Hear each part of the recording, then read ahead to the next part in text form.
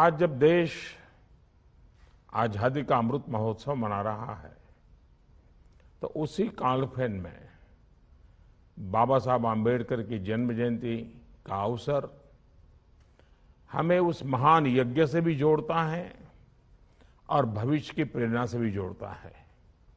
मैं कृतज्ञ राष्ट्र की तरफ से, सभी देशवासियों की तरफ से बाबा साहेब को आदरपूर्वक श्रद्धांजलि अर्पित करता हूं। साथियों, आजादी की लड़ाई में हमारे लाखों करोड़ों स्वाधीनता सेनानियों ने समरस समावेशी भारत का सपना देखा था। उन सपनों को पूरा करने की शुरुआत बाबा साहब ने देश को संविधान को देकर के की थी। आज उसी संविधान पर चलकर भारत एक नया भविष्य गढ़ रहा है, सफलता के नए आयाम हासिल कर रहा है। साथियों, आज इस पवित्र दिन एसोसिएशन ऑफ इंडियन यूनिवर्सिटीज के वाइस चांसलर्स की 95th मीटिंग भी हो रही है।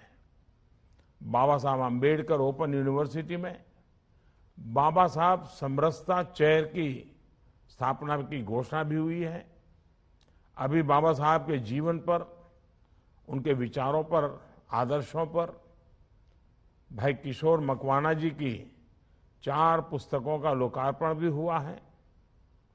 मैं इन प्रयासों से जुड़े सभी महानुभावों को बधाई देता हूं। साथियों, भारत दुनिया में मदर ऑफ डेमोक्रेसी का गर्व अनुभव करता है। डेमोक्रेसी हमारी सभ्यता, हमारे तौर तरीकों का, एक प्रकार से हमारी जीवन पद्धति का एक महज हिस्सा रहा है। आजादी के बाद का भारत अपनी उसी लोकतांत्रिक विरासत को मजबूत करके आगे बढ़े। बाबा साहब ने इसका एक मजबूत आधार देश को दिया। बाबा साहब को अब हम पढ़ते हैं, समझते हैं तो हमें एहसास होता है कि वो एक यूनिवर्सल विजन के व्यक्ति थे। श्री किशोर मकवाना जी की किताब में बाबा साहब के इस विजन के स्पष्ट दर्शन होते हैं। उनकी एक पुस्तक बाबा साहब के जीवन दर्शन से परिचित कराती है, दूसरी किताब उनके व्यक्ति दर्शन पर केंद्रित है।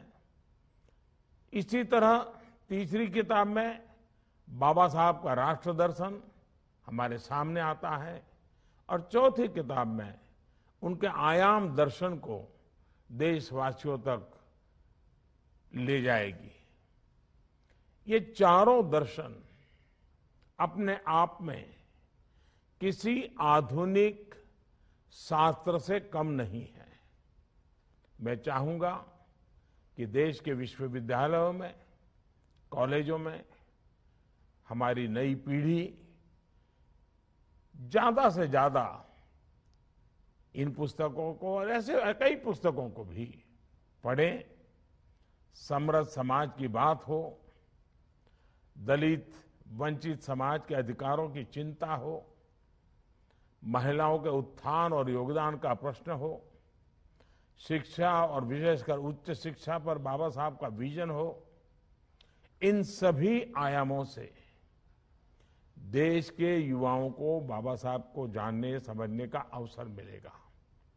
साथियों, डॉक्टर आम्बेडकर कहते थे, मेरे 3 उपास्य देवता है, ज्ञान, स्वाभिमान और शील, यानी नॉलेज, सेल्फ रिस्पेक्ट और पोलाइटनेस। जब नॉलेज आती है तभी सेल्फ रिस्पेक्ट भी बढ़ती है। सेल्फ रिस्पेक्ट से व्यक्ति अपने अधिकार, अपने राइट्स के लिए अवेयर होता है और इक्वल राइट से ही समाज में समरसता आती है और देश प्रगति करता है। हम सभी बाबा साहब के जीवन संघर्ष से परिचित हैं। इतने संघर्षों के बाद भी बाबा साहब जिस ऊंचाई पर पहुंचे वो हम सभी के लिए बहुत बड़ी प्रेरणा है। बाबा साहब आम्बेडकर हमें जो मार्ग दिखा कर गए हैं उस पर देश निरंतर चले, इसकी जिम्मेदारी हमारी शिक्षा व्यवस्था पर, हमारे विश्वविद्यालयों पर हमेशा रही है। और जब प्रश्न एक राष्ट्र के रूप में साझा लक्ष्यों का हो, साझा प्रयासों का हो, तो सामूहिक प्रयास ही सिद्धि का माध्यम बनते हैं। इसलिए मैं समझता हूं इसमें एसोसिएशन ऑफ इंडियन यूनिवर्सिटीज की भूमिका महत्वपूर्ण हो जाती है।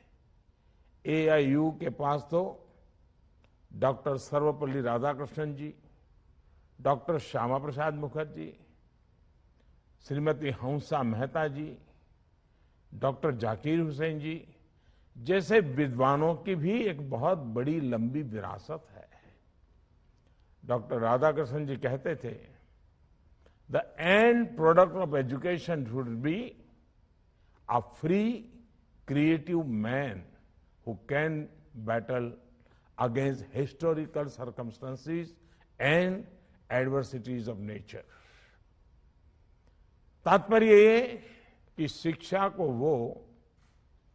शिक्षा वो हो जो व्यक्ति को मुक्त करे, वो खुलकर सोचे, नई सोच के साथ नया निर्माण करे। उनका मानना था कि हमें अपना एजुकेशन मैनेजमेंट पूरे वर्ल्ड को एक यूनिट मानकर विकसित करना चाहिए, लेकिन साथ ही वह एजुकेशन के इंडियन कैरेक्टर पर, भारतीय चरित्र पर भी उतना ही बल देते थे। आज के ग्लोबल सिनेरियो में ये बात और भी महत्वपूर्ण हो जाती है। अभी यहां पर नई राष्ट्रीय शिक्षा नीति और उसके इम्प्लीमेंटेशन प्लान पर स्पेशल इश्यूज रिलीज किए गए। ये इश्यूज इस बात के डिटेल डॉक्यूमेंट्स हैं कि नेशनल एजुकेशन पॉलिसी एक फ्यूचरिस्टिक पॉलिसी है, ग्लोबल पैरामीटर्स की पॉलिसी है। आप सभी विद्वज्जन नेशनल एजुकेशन पॉलिसी की बारीकियों से परिचित हैं। डॉक्टर राधाकृष्णन जी ने एजुकेशन के जिन पर्पज की बात कही थी वही इस पॉलिसी के कोर में दिखता है। मुझे बताया गया है कि इस बार आपने सेमिनार की थीम वो भी यही रखी है, implementing national education policy 2020 to transform higher education in India. इसके लिए आप सब बधाई के पात्र हैं। मैं एनईपी को लेकर लगातार विशेषज्ञों से चर्चा करता रहा हूं। नेशनल एजुकेशन पॉलिसी जितनी प्रैक्टिकल है उतनी ही प्रैक्टिकल इसका इम्प्लीमेंटेशन भी है। साथियों, आपने अपना पूरा जीवन शिक्षा को ही समर्पित किया है। आप सब भली भांति जानते हैं कि हर स्टूडेंट का अपना एक सामर्थ्य होता है, क्षमता होती है। इन्हीं क्षमताओं के आधार पर स्टूडेंट्स और टीचर्स के सामने 3 सवाल भी होते हैं। पहला, वो क्या कर सकते हैं। दूसरा, अगर उन्हें सिखाया जाए तो वो क्या कर सकते हैं। और तीसरा, वो क्या करना चाहते हैं। एक स्टूडेंट क्या कर सकता है ये उसकी इनर स्ट्रेंथ है, लेकिन अगर हम उनकी इनर स्ट्रेंथ के साथ उन्हें इंस्टीट्यूशनल स्ट्रेंथ दे दें तो उसमें उनका विकास व्यापक हो जाता है। इस कॉम्बिनेशन से हमारे युवा वो कर सकते हैं जो वो करना चाहते हैं। इसलिए आज देश का खास जोर स्किल डेवलपमेंट को लेकर है। आज जैसे जैसे देश आत्मनिर्भर भारत अभियान को लेकर आगे बढ़ रहा है, स्किल युवाओं की भूमिका और उनकी डिमांड भी बढ़ती जा रही है। साथियों, डॉक्टर श्यामा प्रसाद मुखर्जी ने स्किल्स की इसी ताकत को देखते हुए देश को पहले शिक्षण संस्थानों और उद्योगों के कोलैबोरेशन पर बहुत जोर दिया था। आज तो देश के पास और भी असीम अवसर हैं और भी आधुनिक दौर के नए नए उद्योग हैं। Artificial intelligence, internet of things और बिग डेटा से लेकर 3D printing, virtual reality, robotics, mobile technology, geo informatics और स्मार्ट हेल्थ केयर के डिफेंस सेक्टर तक आज दुनिया में भारत फ्यूचर सेंटर के रूप में देखा जा रहा है। इन जरूरतों को पूरा करने के लिए देश लगातार बड़े कदम भी उठा रहा है। देश के 3 बड़े शहरों में इंडियन इंस्टीट्यूट ऑफ स्किल्स की स्थापना की जा रही है। कुछ महीने पहले दिसंबर में ही Indian Institute of Skills Mumbai में पहला बैच भी शुरू हो गया है। नेस्कॉम के साथ भी 2018 में फ्यूचर स्किल्स इनिशिएटिव शुरू किया है। ये इनिशिएटिव 10 इमर्जिंग टेक्नोलॉजीज में 150 से ज्यादा स्किल सेट्स की ट्रेनिंग देता है। साथियों, नई राष्ट्रीय शिक्षा नीति में NETF का भी प्रावधान है, जो शिक्षा में टेक्नोलॉजी के ज्यादा से ज्यादा इस्तेमाल पर जोर देता है। हम ये चाहते हैं कि सारी यूनिवर्सिटीज मल्टी डिसिप्लिनरी बने। हम स्टूडेंट्स को फ्लेक्सिबिलिटी देना चाहते हैं, जैसे इजी एंट्री एग्जिट और एकेडमिक बैंक ऑफ क्रेडिट बनाकर आसानी से कहीं भी कोर्स पूरा करना। इन सभी लक्ष्यों को प्राप्त करने के लिए देश की हर यूनिवर्सिटी को साथ मिलकर एक दूसरे से तालमेल बिठाकर काम करना ही होगा। इस पर आप सभी वाइस चांसलर्स को विशेष ध्यान देना होगा। देश में जो नई नई संभावनाएं हैं, जिन जिन क्षेत्रों में हम संभावनाएं पैदा कर सकते हैं, उनके लिए एक बड़ा स्किल पूल हमारी यूनिवर्सिटी में भी तैयार होगा। आप सभी से आग्रह है कि इस दिशा में और तेजी से काम हो। एक तय समय के भीतर उस काम को समाप्त किया जाए। साथियों, बाबा साहब आम्बेडकर के कदमों पर चलते हुए देश तेजी से गरीब, दलित, पीड़ित, शोषित, वंचित सभी के जीवन में बदलाव ला रहा है। बाबा साहब ने समान अवसरों की बात की थी, समान अधिकारों की बात की थी। आज देश जनधन खातों के जरिए हर व्यक्ति का आर्थिक समावेश कर रहा है। डीबीटी के जरिए गरीब का पैसा सीधा उसके खाते में पहुंच रहा है। डिजिटल इकोनॉमी के लिए जिस भीम यूपीआई को शुरू किया गया था, आज वो गरीब की बहुत बड़ी ताकत बना है। डीबीटी के जरिए गरीब का पैसा सीधा उसके खाते में पहुंच रहा है। आज हर गरीब को घर मिल रहा है, मुफ्त बिजली कनेक्शन मिल रहा है। जब उसी प्रकार से जल जीवन मिशन के तहत गांव में भी साफ पानी पहुंचाने का एक भरपूर मिशन मोड में काम हो रहा है। कोरोना का संकट आया तो भी देश गरीब मजदूर के लिए सबसे पहले खड़ा हुआ। दुनिया के सबसे बड़े वैक्सीनेशन प्रोग्राम में भी गरीब अमीर के आधार पर कोई भेदभाव नहीं है, कोई अंतर नहीं है।